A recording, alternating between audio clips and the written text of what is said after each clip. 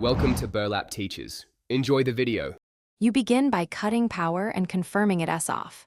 Turn the correct breaker off, then test the outlet visually and with a non-contact tester. Once done, use a voltage tester to double-check.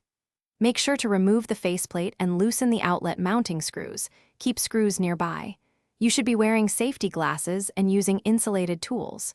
If the tester still registers voltage, stop and recheck the panel. Otherwise, proceed to fully expose the wiring so you can work safely and clearly.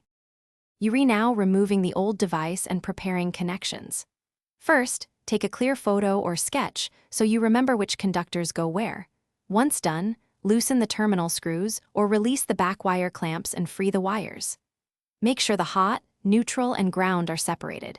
If multiple hots or neutrals exist, plan a pigtail using a properly sized wire nut. Strip about 1/2 inch of insulation and shape the conductor into a neat hook for the terminal. This prevents loose connections. You finish by connecting the new outlet.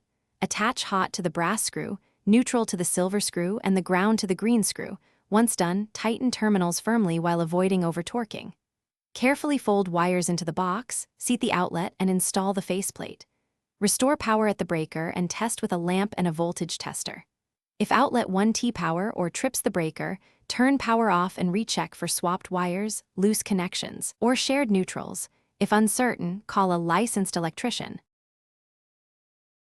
Thanks for watching. Consider subscribing if this video helped you.